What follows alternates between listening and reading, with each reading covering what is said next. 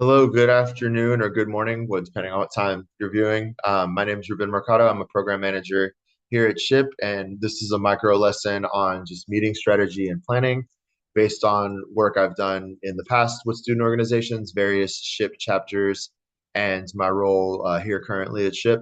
So, just gonna go over some best practices for getting set up for success, for running meetings effectively, and kind of navigating the different university policies and possible meeting locations and things of that nature. So we will get right into it. Um, like I mentioned, here's the agenda, just quick intros, some things to think about before the meeting, how to set an effective agenda, looking at different meetings and what to do kind of afterwards and in the follow-up.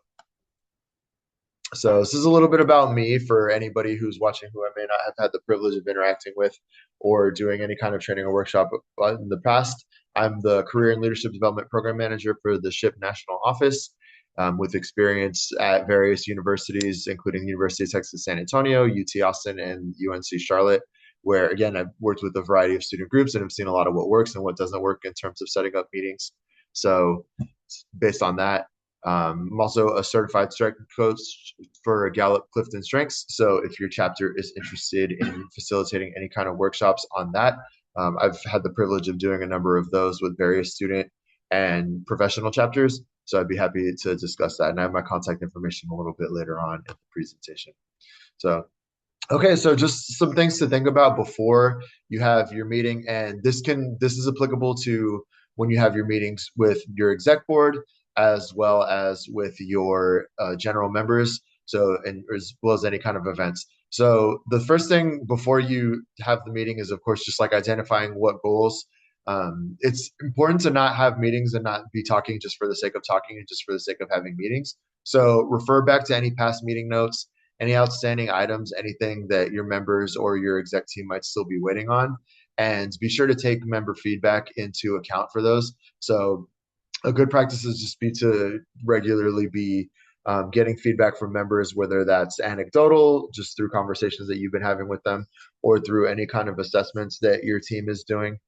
Take that into consideration when considering things like the meeting length, locations, the structure of the meeting, things like that. Make sure meeting space is secured. This is a big one that I've seen trip people up in the past where they so and so was supposed to reserve the room, but maybe we didn't double check, or there was a room already booked there. There's a space already reserved there, or if it's a room that's typically locked after a certain time, if facilities is not around and able to open it back up, that can cause issues too. And I've seen a lot of orgs and a lot of chapters sometimes have to scramble to find other meeting space. So I would designate somebody whose role is to make sure that meeting spaces are reserved and just get into a habit of regularly checking the calendar. Things come up if, like, I know in some chapters I've worked with in the past, a lot of times they'll have their meetings in like the engineering building, for instance, because it's an engineering org primarily. And like if faculty decide last minute they're going to have a meeting or there's some kind of research symposium or something like that, they get kicked out of the space, but maybe it didn't get communicated that the room reservation had changed.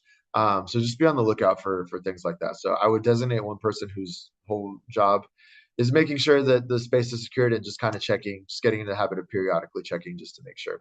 Also promoting, especially if you're meeting somewhere other than your typical location space, just making sure it's on your social media, making sure members are aware. If you're using GroupMe or WhatsApp or Discord or whatever method you're using for just like quick push notifications to your members, just making sure that they are aware of the meeting location and where to go. So anytime and when you're setting the agenda and just kind of going through what you're going to be talking about in the meetings. Make sure to double check your past agenda. You don't want to be repetitive. You don't want to, if there's an item that's already been updated that you haven't maybe removed from the agenda, just making sure you go through that. Making sure you build in some time for icebreakers and networking. I know, especially for some of our more introverted members, maybe even for yourself, this is not your necessarily favorite thing to do. It really doesn't have to be anything time consuming. It doesn't have to be anything where you put like everyone on the spot if they don't want to. I try to avoid things where like everybody has to talk out loud in front of everybody, that can be time consuming and it can be daunting for people that are a little bit more introverted. So maybe just like breaking people into smaller groups and just building in some time for networking. You don't want, especially like if it's somebody's first time attending a meeting, you don't want them to come in and just be sitting there. They don't know anybody. They don't know like what's going on. Just if making sure that people kind of come up to them, introduce themselves, and that they at least walk away having met one person is really important. Always leave time for any questions or interactions. So of course there, especially usually towards the beginning of semesters, there's a lot of topics to cover and a lot of things to discuss. We want to make sure we get to all of those things, but we also want to make sure that there's time for people to again just talk and just like ask any questions that they might have, and that people feel encouraged to do so.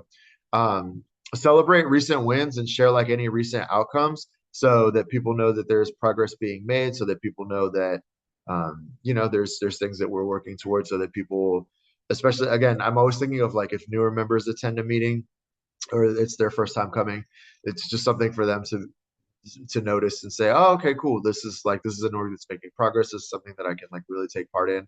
And always just giving reasons to come back. So sharing any upcoming events, sharing any fun things that are going on, promoting any socials that you have, just making sure. And again, that something that goes into that is making sure that they get connected with somebody. So always giving them reasons to come back for the next meeting. And again, in terms of meeting spaces and making sure that those are secured, get familiar or have somebody on your team designated who is familiar with like different university spaces and maps. Um, try to think where is the most convenient locations. A lot of times, the designated meeting spaces at universities may be in like the university center or the student lounge or whatever it may be called, but that may be a little bit further for especially if people have late classes or if they're coming to campus specifically for the meeting. We want to find the most convenient location. So as best as possible, I try to do some surveying. So just kind of getting a sense of people's schedules when they're coming to the meeting, if they're already on campus and if they're already in a certain area, and just trying to find that. And of course, knowing somewhere that is appropriate size. Um, don't do a really big lecture hall if it's going to be maybe like 15 people or so. That can feel a little daunting, make it seem a little empty. But I would work with your university's the college, so whether it's the engineering department or what have you, if they have available meeting spaces.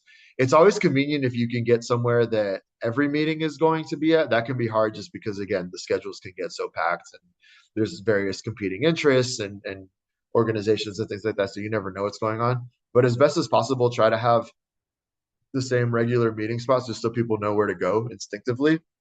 But just kind of identify the best point of contact.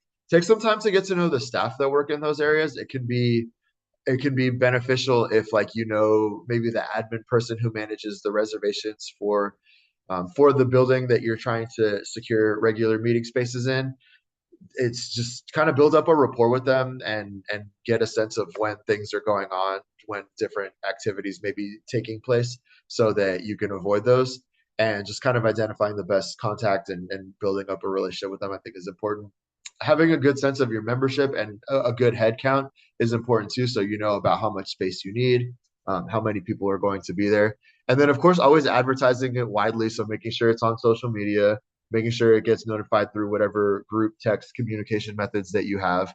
And also just word of mouth, just like if you see people, if you're tabling and promoting your org, making sure they're aware of it there as well. And then again, so the fifth point is just like kind of knowing the travel distances and parking and things like that, especially if there's like an event going on after hours. It can be harder for people that are maybe coming back to campus specifically for the meeting to find a spot. So you just want to be mindful of that as best you can. So, and then after the meeting, so just making sure to debrief with your leadership team, talk about what went well, maybe things to improve on from the meeting. If you noticed, certain areas were lacking. Evaluating the meeting space, maybe you're meeting in somewhere other than your regular spot, and maybe you didn't love it, so maybe there's like somewhere else that you could go, or you can identify like other potential spaces. Making sure to constantly update your records and documents.